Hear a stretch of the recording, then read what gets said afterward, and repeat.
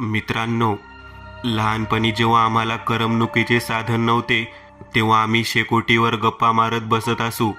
गावातील काही आमच्यापेक्षा मोठे मुलं आम्हाला त्यांना आलेले किंवा त्यांच्या नातेवाईकाला आलेले थरारक अनुभव सांगित. आज त्यातीलच एक अनुभव मी तुमच्यासोबत शेअर करत आहे. ते वर्ष होते 2007चे.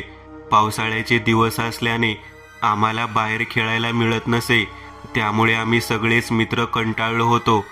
त्या दिवशी मी माझे जेवण आटोपून घरात खुर्ची टाकून बसलो होतो. रात्र झाली होती. पाऊस नव्हता, पण वातावरण ढगाळ होते.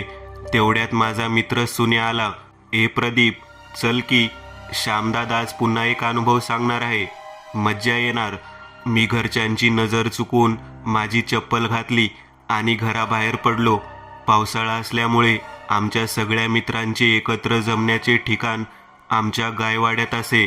मी आणि सुन्या तिथे आलो तेव्हा माझे आणखी 1-2 मित्र तिथे आले होते आणि शेकोटी समोर बसले होते. श्यामदादा सुद्धा आला होता. आम्ही पटकन गोनपाट आथरला आणि तिथे बसलो. मस्त शेकोटीची ऊब जाणवत होती, त्यामुळे बाहेरचा थंडावा आता कमी जाणवत होता. ए श्यामदादा, चांगली एखादी थरारक कथा सांग की रे, अंगावर काटे आले पाहिजे. मी त्याला म्हणालो, मी तर सांगणार, पण लक्षात ठेवा, रात्र आहे. घाबरले, भीती लागली तर मी नाही सोडणार तुम्हाला घरी नेऊन. बोला, मंजूर आहे का? हो, आम्ही सगळेजण म्हणालो. ठीक आहे, तर ऐका. हा अनुभव माझ्याच एका नातेवाईकासोबत घडला होता, म्हणजे माझे नागपूरचे माधव काका. ते पेशाने KST ड्रायव्हर होते. आता ते रिटायर झाले. ते असेच एक दिवस माझ्या घरी आले असता त्यांनी ही गोष्ट आमच्या घरच्यांना सांगितली होती. माधव काकांची ड्युटी एका गावात लागली होती. त्यावेळी त्यांना ST महामंडळात लागून फक्त 2 महिने झाले होते. त्या मार्गाने ST नेण्याची ही त्यांची पहिलीच वेळ होती. काका ST डेपोत आले तेव्हा बरीच लोक त्यांना सांगत होती की काहीही झाले तरी त्या मार्गाने कुठेही ST बस थांबवू नका. पण जेव्हा काका त्यांना विचारायचे की का पण आणि काय आहे असं त्या रस्त्यानी, तेव्हा मात्र ती लोक काहीच नाही बोलायची. त्यांच्यासोबत येणारा कंडक्टर सुद्धा फारच घाबरत होता. अरे माधव भाऊ, जरा सांभाळून चालवाल गाडी, तो रस्ता लई डेंजर आहे. काका फारच गोंधळले होते. सगळी लोक कशाला घाबरत होती हेच त्यांना कळत नव्हतं. ते डेपोमध्ये गाडी भरण्याची वाट पाहत होते, पण बोटावर मोजण्या इतकी लोकच फक्त गाडीमध्ये बसली होती. गाडी निघण्याची वेळ 9:30ची होती, पण आता 10 वाजत आले होते. गाडी जशी पाहिजे होती तशी भरली नव्हती. चला आता निघूया, 10 वाजत आले, काका कंडक्टरला म्हणाले आणि त्यांनी गाडी डेपोमधून बाहेर काढली. अगदी 5-10 मिनिटात गाडी नागपूर शहर पार करत आता अंधारल्या रस्त्यांनी लागली होती. दोन्ही बाजूने काटेरी झाडांची रांग आणि अंधारला रस्ता दिसत होता. माधव काकांनी गाडीमधील मागची लाईट बंद केली आणि आता त्या अंधारात तो दिसणारा प्रकाशही गायब झाला. रस्ता पाण्यामुळे बराच खराब झाला होता, त्यामुळे गाडीला हादरे बसत होते. कंडक्टरने आधीच तिकिटा काढून घेतल्या होत्या आणि तो आपल्या सीटवर बसून आपले तोंड दुपट्ट्याने बांधून झोपला होता. बाकीचे प्रवासी सुद्धा बाहेर बघण्याचे टाळत होते आणि त्यांनी खिडक्या बंद केल्या होत्या. कुणीही बाहेर पाहत नव्हतं, फक्त माधव काकाशिवाय, कारण त्यांना पर्याय नव्हता. ड्रायव्हिंग करावीच लागणार होती, पण येणाऱ्या संकटापासून ते अनभिज्ञ होते. गाडीच्या हेडलाईटच्या प्रकाशात गाडी भरधाव वेगात जात होती. डोळ्यांना आजूबाजूचे काहीच दिसत नव्हते. थंड हवेचे झोत गाडीमध्ये शिरत होते. किमान अर्ध्या तासानंतर काकांना तंबाखूची तलब लागली. त्यांनी गाडीचा वेग कमी केला आणि एका हाताने खिशातील पुडी काढून थोडा तंबाखू हातावर घेतला. थोडा चुना घेऊन ते चोळणारच होते की गाडीच्या समोर बाजूच्या झुडपातून एक जनावरासारखे काहीतरी चालत आले. एका क्षणी माधव काकांना वाटले की कोणी बाई गुडघ्यावर पटापट चालत रस्ता पार करत आहे. त्यांनी पटकन हातातली तंबाखू खाली टाकली आणि स्टिअरिंग सांभाळत गाडीला कचून ब्रेक मारला. पण गाडीचा वेग कमी असूनही ते समोर जे काही होतं ते पटकन गाडीच्या खाली आले. गाडीला एक जोराचा हादरा बसला. माधव काकांचा जीव धडधड करीत होता. त्यांना वाटले की त्यांच्यामुळे कोणाचा तरी जीव गेला. गाडीतील प्रवासी आणि कंडक्टर सुद्धा या हादऱ्याने जागे झाले. काय हो माधव भाऊ, गाडीला असा हादरा का बसला? अरे माहीत नाही, गाडीच्या समोर अचानक काहीतरी आले. म्हणजे स्पष्ट दिसलेच नाही, पण पाहता क्षणी वाटले की कोणी बाई माणूस असेल. पण बाई गुडघ्यावर कशी चालेल, तेही इतक्या झपाझप? मला वाटते की एखादा प्राणी असेल. ते ऐकून कंडक्टर भीतीने गारठून गेला. काय? नाही, तो प्राणी नाही. मी म्हटले होते माधव भाऊ, तुम्हाला या रस्त्यावर गाडी थांबवू नका. हा रस्ता भयानक आहे. अरे काय वेड्यासारखं बोलतोय. थांब, मी पाहून येतो. कोणी प्राणीच असेल बघ. असं म्हणून माधव काका गाडीच्या खाली उतरले. अंधार होता. आता रातकिड्यांचा आवाज सुद्धा त्यांना येत होता. ते एकटेच गाडीच्या खाली उतरले होते. तेवढ्यात त्यांना गाडीच्या खालून कोणीतरी रडत आणि कणत असल्याचा आवाज आला. आणि तो आवाज कुण्या बाईचा वाटत होता. आणखी काही विचार करायच्या आत अचानक एक हात गाडीच्या खालून आला आणि त्या हाताने माधव काकांच्या पायाला धरले. आता मात्र त्यांचा जीवच उडाला. ते खरंच घाबरले होते. ते झटकन 2 पावले दूर झाले. परत तो हात गाडीच्या खाली अंधारात गेला. त्यांना वाटले की खरंच त्यांनी कोण्या बाई माणसाला चिरडले. त्यांनी भीतच वाकून गाडीच्या खाली पाहिले. गाडीच्या खाली घनदाट अंधार होता, त्यामुळे त्यांना स्पष्ट दिसत नव्हतं. माधव काका आपल्या खिशात नेहमी एक छोटी सेलची विजेरी ठेवत असत. त्यांनी ती काढली आणि अंधारात मारली. पण काय आश्चर्य, खाली अंधारात त्यांना कोणीच दिसले नाही. अरे आता तर एका हाताने माझा पाय धरला होता कोणीतरी, आणि अचानक गायब. माधव काका गोंधळले होते.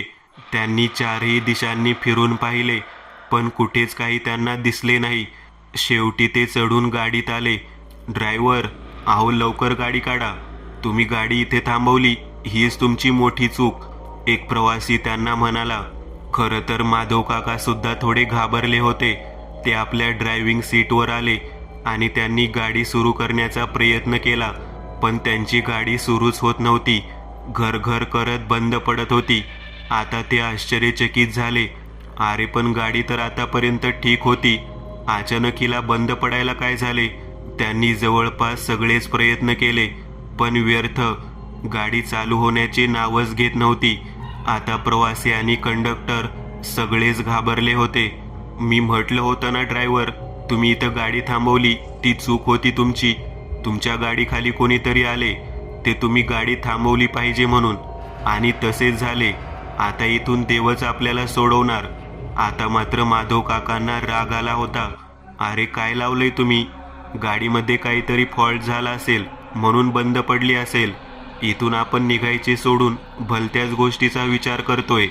साहेब, जेव्हा तुमच्या सोबत घडेल तेव्हा विचार करायला सुद्धा वेळ मिळणार नाही, ती येईल. एवढं बोलताच तो प्रवासी चूप बसला. बहुतेक तो घाबरला होता. ए, तिचं नाव घेऊ नकोस. वेडा झालास का? मरायचं आहे का तुला? एक दुसरा प्रवासी त्याला म्हणाला. ते कोणाबद्दल बोलत होते तेच माधव काकाला समजत नव्हते. आता काय करायचे? कंडक्टर माधव काकाला म्हणाला. एक काम करूया, एखादे दुसरे वाहन बघूया. सगळे प्रवासी त्यामध्ये बसून देऊ. तुम्ही आणि मी इथे थांबू, कारण गाडी अशी मध्येच एकटी सोडता येणार नाही. कुणाचा काहीच भरवसा नाही. चोरटे आले तर गाडीतील बॅटरी आणि बरेच सामान चोरीला जायचं.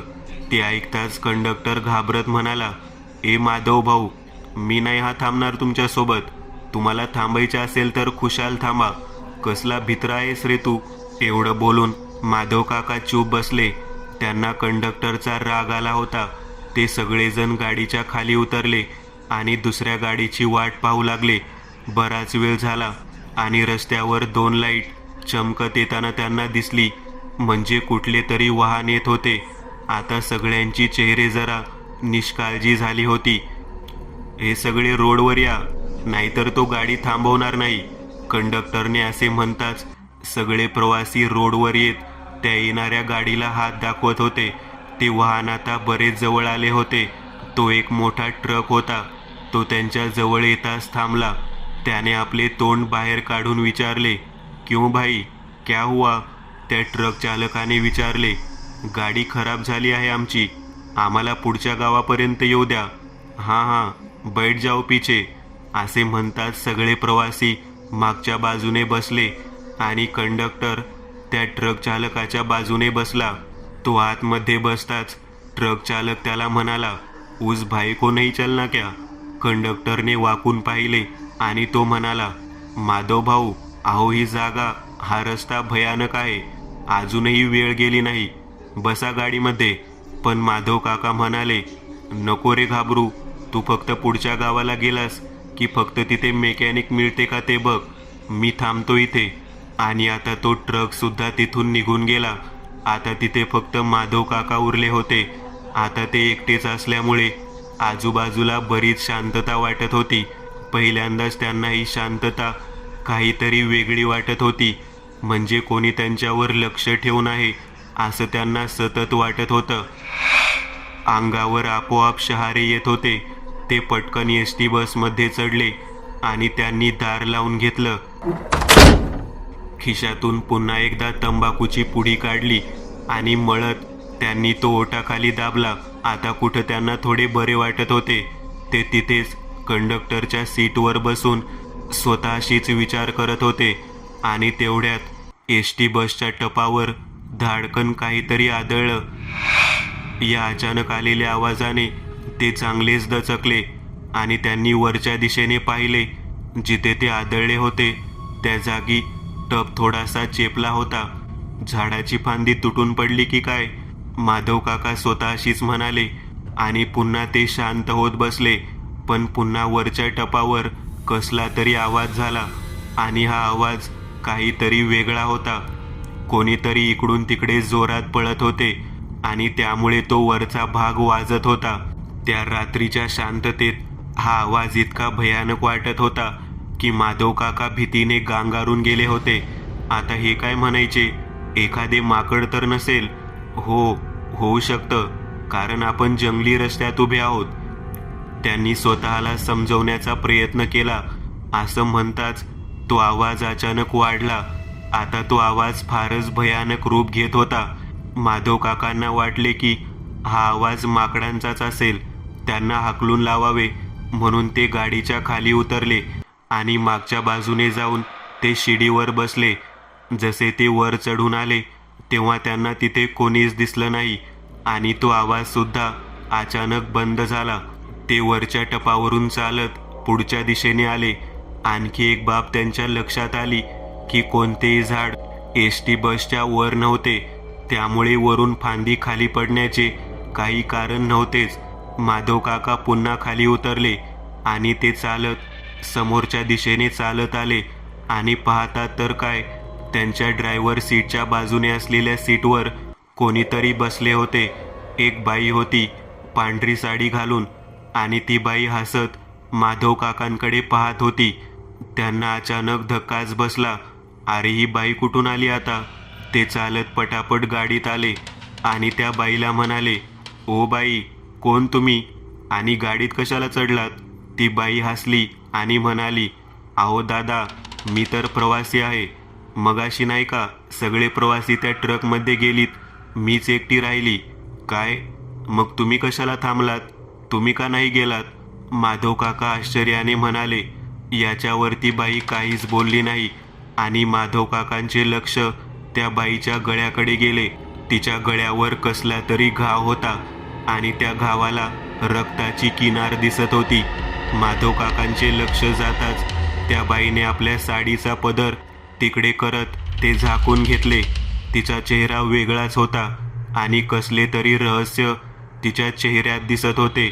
परत जेव्हा माधव काकांचे लक्ष समोरच्या त्या आरशात गेले तेव्हा जवळपास त्यांच्या तोंडातून किंकाळीच निघाली. पण त्यांनी ती तोंडातच दाबली, कारण त्या आरशात त्या बाईचे मुंडकेच दिसत नव्हते. आणि जेव्हा परत माधव काकांनी त्या बाईकडे पाहिले तेव्हा मात्र त्या बाईचे मुंडके दिसत होते. आता माधव काकांना कळून चुकले होते की ही बाई कोणी साधीसुधी नाही, भुताटकी आहे, भुताटकी. त्यांनी एकही क्षण न गमावता गाडीमधून पळ काढला आणि ते धावतच निघाले. परत जेव्हा त्यांनी वळून गाडीकडे मागे पाहिले तेव्हा ती बाई गाडीच्या बाहेर उभी होती आणि तिचं शरीर उंच आणि गाडी एवढे दिसत होते, पण तिचे मुंडके मात्र गायब झाले होते. माधव काका मागे न बघता सुसाट पळत सुटले होते. त्यांचा गळा सुकत आला होता, पण तरीही ते थांबले नाही. शेवटी ते एका जागी थांबले. ते इतके थकले होते की त्यांना ग्लानी आली आणि ते खाली कोसळले. सकाळी त्यांना जेव्हा जाग आली तेव्हा ते एका मंदिराजवळ झोपून पडले होते. बहुतेक म्हणूनच त्यांचा प्राण वाचला.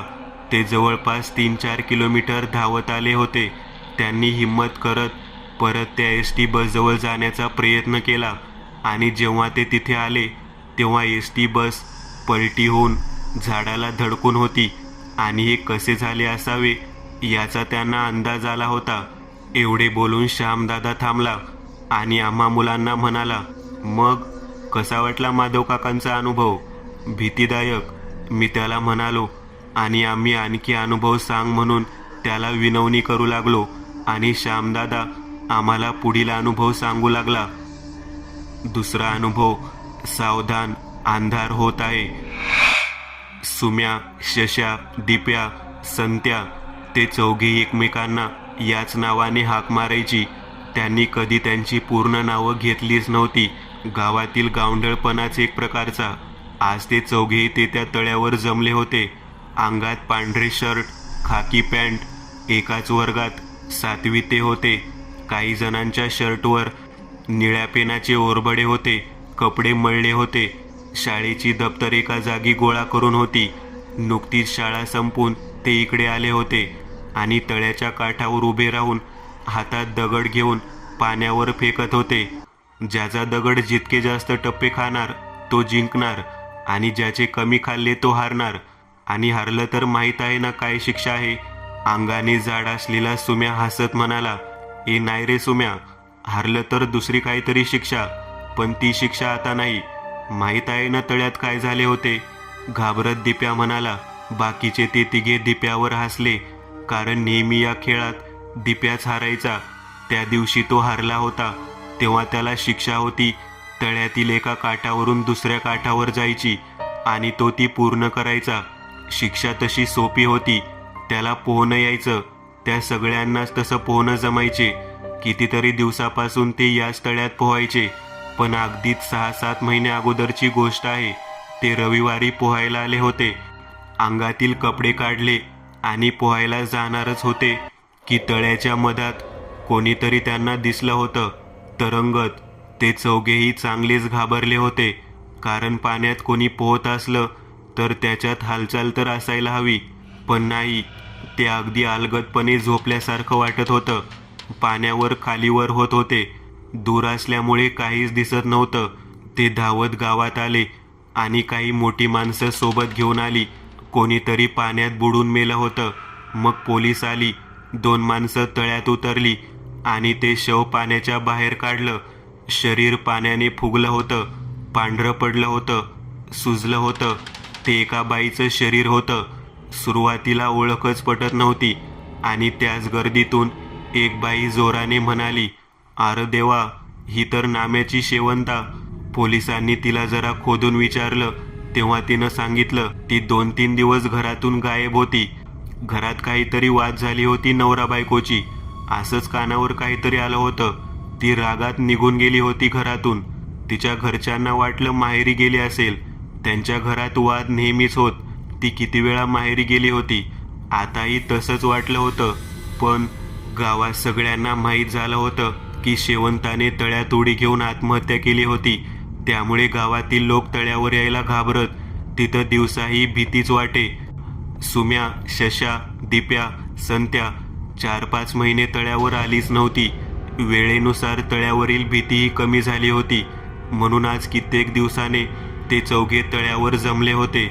सुम्या जरा खोडकरच होता. अंगाने जाड असल्यामुळे बाकींच्या मुलांवर तो जास्तच रोब झाडायचा आणि कोणी त्याचं नाही ऐकलं की मग समोरच्याला आज ना उद्या चांगलाच सोप पडायचा. म्हणून बाकीचे त्याचे ऐकायचेच. अरे दिप्या, तू हारलास थोडी, आधी खेळ तर. हारला तरी काय होतं, किती दिवस झाले त्या गोष्टीला आता, काय नाही इथं. सुम्या त्याला हसत म्हणाला आणि त्याने दगड पाण्यात जोरात भिरकावला. 1, 2, 3 लहान मोठे टप्पे घेऊन तो दगड पाण्यात बुडाला. त्यानंतर शशाची बारी होती. चल शशा, दाखव आपली ताकद, जोरात म्हणत शशाने सुद्धा दगड पाण्यात भिरकावला. 4 टप्पे शशाच्या दगडाने घेतली. बघ सुम्या, तुला हरवलं मी, शशा आनंदाने म्हणाला. दिप्या आणि संत्याने पाण्यात दगड सोबतच फेकले आणि झाले तेच. दिप्याच्या दगडाने 2च टप्पे घेतले आणि संत्याच्या दगडाने 4 टप्पे घेत तोही जिंकला. दिप्या, तू काही जिंकू शकत नाही बाबा, जाड सुम्या हसत म्हणाला. दिप्याचा चेहरा रडका झाला होता. त्याला त्या काठावरून दुसऱ्या काठावर पोहोच जायचं होतं. त्याच्यासाठी कठीण नव्हतं ते, पण भीती वाटत होती. इथेच्या तळ्यात शेवंताने आत्महत्या केली होती. एक गोष्ट चांगली होती, अजूनपर्यंत तरी ती कोणाला दिसली नव्हती. त्याने ऐकलं नसतं तर रोज वर्गात सुम्याने आणि बाकीच्यांनी त्याला चिडवलं असतं, मारलं असतं. त्या अपमानापेक्षा ही शिक्षा त्याला खूपच छोटी वाटली. पण आता संध्याकाळ होत आली होती. अंधार पडत चालला होता. लवकर दिप्या, अंधार पडत चाललाय, शशा म्हणाला. दिप्याने पटकन शर्ट काढलं आणि पॅन्टवरच त्याने तळ्यात धापकन उडी घेतली. हातपाय मारत तो काठावरून बराच आत गेला. काहीच दूर जाताच दिप्या अचानक दिसेनासा झाला. काठावर हलणारं पाणी आता हळूहळू शांत होऊ लागलं. पोचला का रे त्या काठावर दिप्या, सुम्या बाकीच्यांना म्हणाला. मला काय माहीत, अंधारात काय दिसतं आता, शशा म्हणाला. ए संत्या, जा रे तिकडल्या काठावर पाहून ये. संत्या चालत त्या दुसऱ्या काठावर आला, पण तिकडे दिप्या नव्हताच. पाणी शांत होतं आणि अंधारामुळे हळूहळू काळं पडत चाललं होतं. आणि अचानक समोरच्या पाण्यातून दिप्याचा चेहरा बाहेर निघाला. संत्या, वाचव, वाचव मला, तो कसा तरी म्हणाला. त्याच्या नाकातोंडात पाणी भरल्यामुळे त्याला बोलताही येत नव्हतं. तो आदमुसा झाला होता. हात पाण्यावर मारत होता. तो बुडत होता. संत्याने काहीच विचार न करता पाण्यात उडी घेतली. कोण आपल्या मित्राला बुडताना पाहीन, पण दिप्याला तर पोहता येत होतं. किती वेळ झाला, साली घाबरून पळाली की काय दोघंही घरी, काठावर बसलेल्या शशाला सुम्या म्हणाला. चल पाहून येऊ तिकडल्या काठावर. उठच शशा म्हणाला. नाही रे शशा, एक काम कर, मी त्या काठावर जातो आणि तू या काठावर जा. दिसली तर ठीक, नाहीतर घरी जाऊ. मला माहीत आहे हे पळपुटे घरीच गेले असणार, सुम्या म्हणाला. सुम्या काठाकाठाने पाहत जात होता. जवळपास तो तळ्याचा एक चक्कर पूर्ण करणारच होता. आता शशा सुद्धा गायब झाला होता. तो एका जागी थांबला. पाणी शांत दिसत होतं. तो कमरेवर हात ठेवून विचारात पडला होता. तो चिडला होता. मला असं सोडून गेलीत घरी, उद्या दाखवतो यांना शाळेत, असं म्हणून तो घराकडे निघाला होता. 1-2 पावले चालला आणि मागच्या पाण्यात खळखळ झाली. मागे पाहिलं तर शशा पाण्यात हातपाय मारत होता. तोही आदमुसा झाला होता, बुडत होता. सुम्या, वाचव आम्हाला, कसा तरी शशा बोलला. आणि त्याच्याच दूर संत्या आणि दिप्या पाण्यात हातपाय मारत होते. कधी पाण्यात जात होते तर कधी वर येत होते. जास्त वेळ न घालवता त्यानेही पाण्यात उडी घेतली. समोरच्या पाण्यातील प्रसंग पाहता त्याच्या मनात विचार सुद्धा आला नाही की त्या सगळ्यांना पोहता येतं. पाण्यात उडी घेताच थंडगार पाण्याचा त्याला स्पर्श झाला. अंग ओलं झाले. पोहत तो त्यांच्याकडे येत होता. एक काळा चेहरा पाण्यात गेला आणि बाहेर येताच समोर वेगळंच दृश्य त्याला दिसलं. ते तिघेही तिथे नव्हते. शशा, दिप्या, संत्या, पण दुसरंच कोणी होतं. पांढऱ्या डोळ्यांची, सुजल्या चेहऱ्याची शेवंता हसत हाताने ती त्याला बोलावत होती. छातीपासून वरचं शरीर पाण्यात तरंगत होतं. ए सुम्या, ए वाचव आपल्या मित्रांना, बघ कसे खाली पाण्यात झोपले आहेत, ये घेऊन जा त्यांना, ती तिच्या त्या आवाजात म्हणत होती. सुम्याची छाती भरून आली होती. तो वळून काठावर जायचा प्रयत्न करत होता. हातपाय इतक्या जोरात मारत होता की त्याला दम भरून आला होता. पण हातपाय मारल्यावर सुद्धा तो एकाच जागी होता, पुढे सरकतच नव्हता. उलट हात समोर घेऊन हसणारी शेवंता त्याच्या जवळ जवळ येत होती. सुम्याचा इतका दम भरून आला होता की हातपाय थकले होते.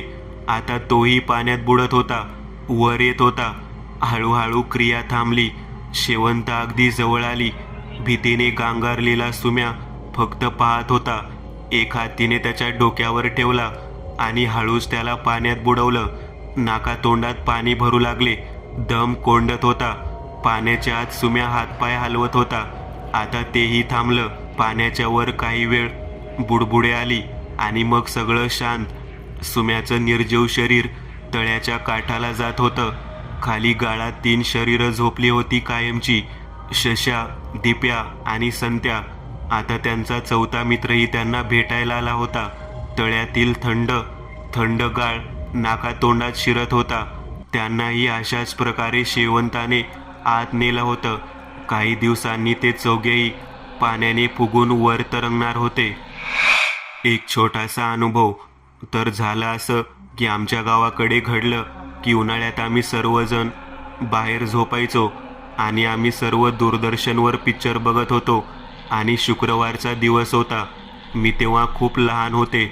आणि घडलं असं की आम्ही सर्व शेतात काम करून आलेलो आणि खूप थकलेलो पण खूप होतो. म्हणून सर्व जेवण करून झोपले होते. तेवढ्यात आमच्या घरापासून लांब पडका वाडा होता आणि तिथे गावातले लोक सांगायचे की तिथे एक मुलगा आणि मुलीचा आणि त्याच्या आईवडिलांचा रडायचा आवाज यायचा. मला वाटायचं की अफवा असेल. तर झालं असं की अमावस्या असेल तेव्हा. सगळे झोपल्यावर मी जेव्हा पाणी प्यायला उठली तर मला रडायचा आवाज आला. मी एकदा दुर्लक्ष केलं पण पुन्हा आवाज यायला लागला आणि मला ते दिसले. तर मी आजारी पडले आणि आम्ही पुजाऱ्याला भेटलो. तेव्हा त्यांनी सांगितले की हिला मी एक धागा बांधतो. तेव्हा मला बरं वाटलं आणि मला कधीच रडायचा आवाज आला नाही आणि दिसले पण नाही. मित्रांनो, आज पुरतं एवढंच. तुम्हाला जर काही गोष्ट आवडली असेल तर नक्की लाईक करा. तुमच्यापैकी बरेचसे जण व्हिडिओ लाईक न करताच पळून जातात. पण हा जर व्हिडिओ तुम्ही लाईक केला तर मला जरा बरं वाटेल आणि असेच भारी भारी व्हिडिओ बनवायची माझ्यात एनर्जी येईल. त्यामुळे नक्की लाईक करा. आणि अजूनही कोणी या चॅनलला सबस्क्राईब केलेलं नसाल तर लगेच सबस्क्राईब करून टाका. आणि बाजूची घंटी ती मात्र दाबायला विसरू नका. देवाची घंटी आहे ती. चला तर मग पुन्हा भेटूया अशीच एक आगळी वेगळी गोष्ट घेऊन पुढच्या